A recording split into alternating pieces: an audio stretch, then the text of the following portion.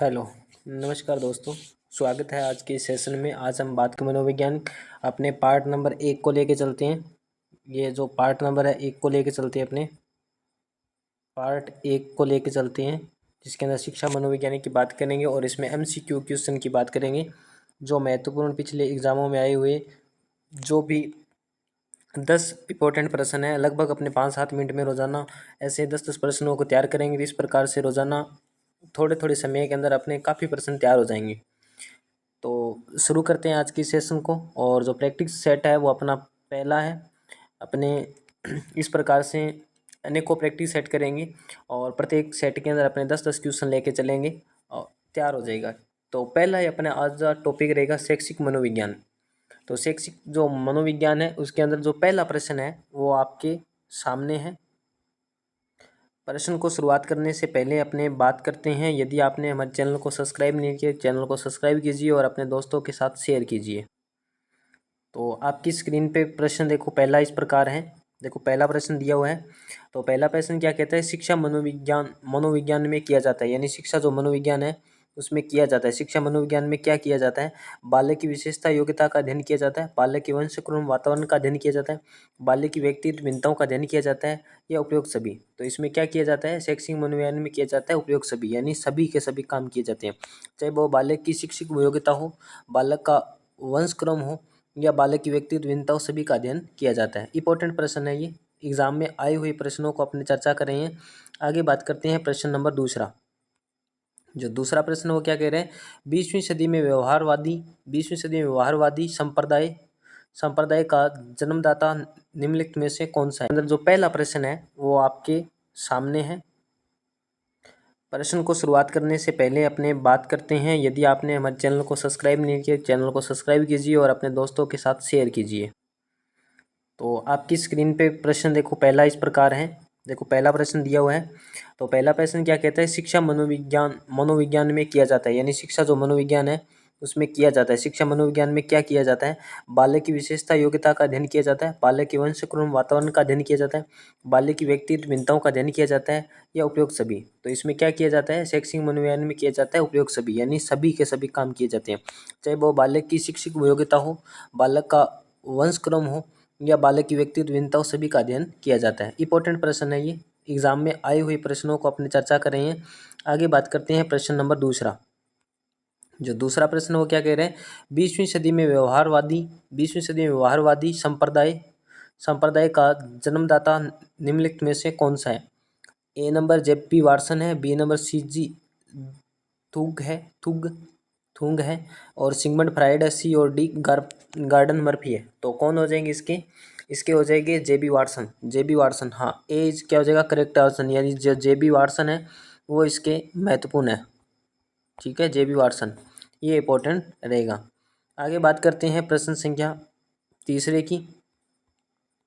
ठीक है, प्रश्न संख्या तीसरा क्या कहता है कि शिक्षकों को अपने शिक्षण में उन मनोवैज्ञानिक सिद्धांतों का प्रयोग करने के लिए तैयार रहना चाहिए जो सफल शिक्षक और प्रभावशाली अधिगम के लिए अनिवार्य है। यह कथन किसका है, यानी जो अपने शिक्षकों को अपने शिक्षण, यानी जहाँ अपने स्कूल है उसके अंदर अपने को मनोविज्ञानिक सिद्धांत का प्रयोग करना चाहिए, यानी शिक्षक प्रभावशाली रहे और अधिगम जो ज़्यादा से ज़्यादा सीखा जाए। ऐसा किसने कहा था, स्किनर ने कहा था, या मेलवी ने कहा था, एलिस क्रो ने कहा था, या रायबर्न ने कहा था। तो किसने कहा था, ये कहा था अपने एलिस क्रो ने। किसने कहा था, एलिस क्रो ने। इंपॉर्टेंट है, सी क्वेश्चन है। ठीक, सी इसका आंसर होगा। और नाम क्या है, एलिस क्रो।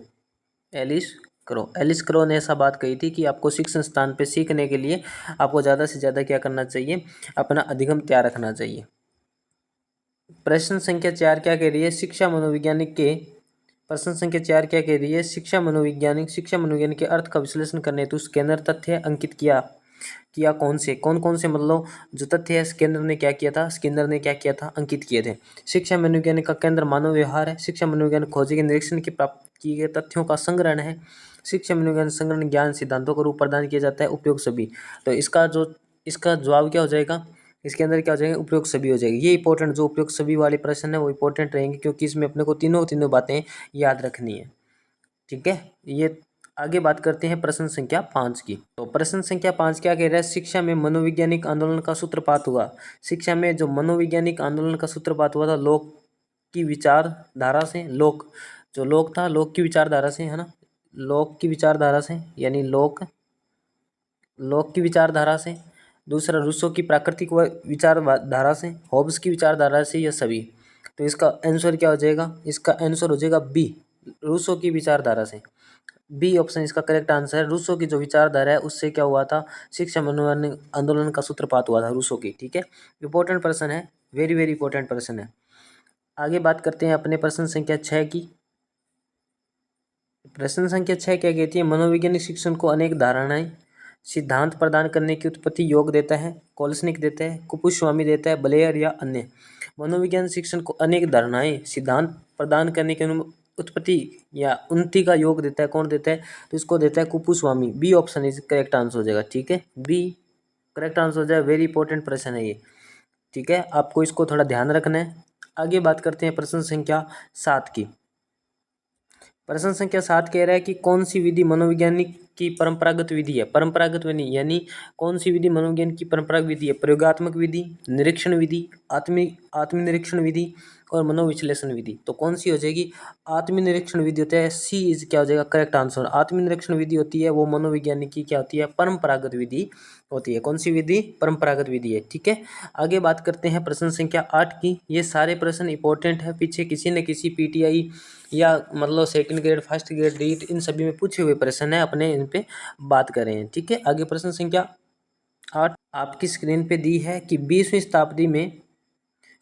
शताब्दी में मनोविश्लेषण संप्रदाय के नियम निम्नलिखित में किसने रखी थी? यानी जो नीम है, सॉरी ये नीम है, नीम किसने रखी थी? नींव किसने रखी थी? ये नियम गलत है। नीम किसने रखी थी?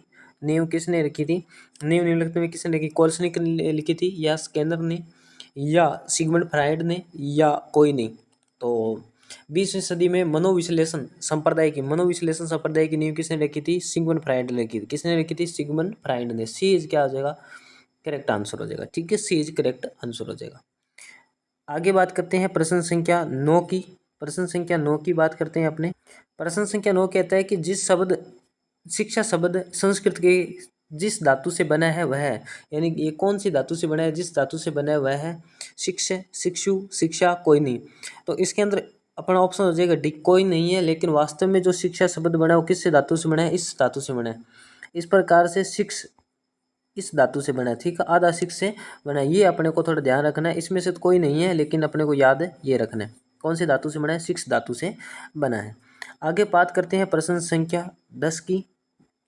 प्रश्न संख्या 10 वेरी इंपॉर्टेंट है। मतलब गाथा वर्णन विधि का आत्मनिष्ठ के कारण परिणाम पर विश्वास नहीं किया जा सकता, ये किसने कहा था? मतलब गाथा वर्णन विधि की आत्मनिष्ठता के कारण इसके परिणाम पर विश्वास नहीं किया जा सकता, ये किसने कहा था? सिकंदर ने कहा था, क्रो एंड क्रो ने कहा था, सिगमंड फ्राइड ने कहा था, या कोलेस्निक या वाटसन, किसने कहा था? ठीक है, कोलेस्निक, वाटसन कुछ भी आ जाए, तो अपने को इसको याद रखना है किसने कहा था? स्किनर ने कहा था। ठीक है, ए ऑप्शन इसका करेक्ट आंसर हो जाएगा। स्किनर ने कहा था। ठीक है, स्किनर ने कहा था, ये अपने का थोड़ा याद रखना है। तो 10 का ए ऑप्शन हो जाएगा। तो आपको देखना लगभग ये 10 प्रश्न है आपके कितने सही हो रहे हैं, तो ज़रूर अपने बताना, कमेंट करना। मिलते हैं एक नेक्स्ट वीडियो में, तब तक के लिए धन्यवाद। जय हिंद।